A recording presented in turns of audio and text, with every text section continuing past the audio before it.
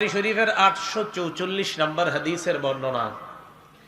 এই হাদিসের মধ্যে আসছে নবীজি সালাম ফিরানোর পর নবীজি পড়তেন লা ইলাহা ইল্লাল্লাহু ওয়াহদাহু লা শারীকা লাহ লাহুল মুলকু ওয়া লাহুল হামদু ওয়া হুয়া আলা কুল্লি শাইইন কাদির।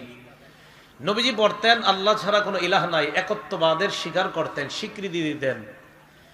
লা ইলাহা ইল্লাল্লাহু ওয়াহদাহু লা শারীকা লাহ, নবীজি বলতেন আল্লাহ ছাড়া কোনো ইলাহ নাই, তার সাথে কোনো শিরিক নাই, অংশীদারিত্ব করার কোনো প্রশ্নই আসে না।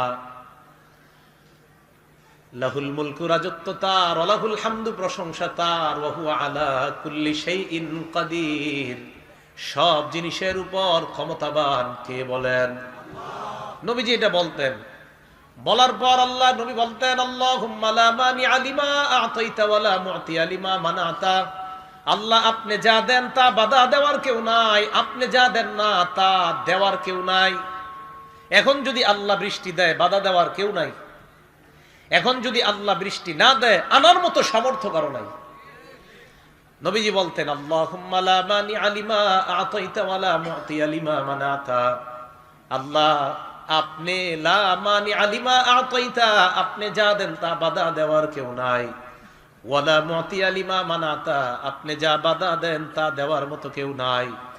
ওয়ালা ইয়ানফা'ু যাল জাদ্দি মিনকাল জাদ, সম্পদ আপনার কাছে কোনো কাজে আসবে না, আমলনামা ছাড়া অন্য কোনো কিছু আপনার কাছে কাজে আসবে না। তাহলে সালাম ফিরানোর পর তিনবার আস্তাগফিরুল্লাহ পড়া, এরপর আল্লাহুম্মা আনতাস সালাম ওয়া মিনকাস সালাম পড়া, এরপর লা ইলাহা ইল্লাল্লাহু ওয়াহদাহু লা শারীকা লাহু, এই দোয়াটা পড়া, এরপর পড়া আল্লাহুম্মা লা মানিআ লিমা আ'তাইতা ওয়া লা মু'তিয়া লিমা মানা'তা ওয়া লা ইয়ানফা'ু যাল জাদ্দি মিনকাল জাদ। অনুবাদ হলো আল্লাহ আপনি যা দেন বাধা দেওয়ার কেউ নাই, আপনি যা দেন না তা দেওয়ার মতো কেউ নাই, আপনার কাছে সম্পদ কোনো কাজে আসবে না, নেক আমল কাজে আসবে।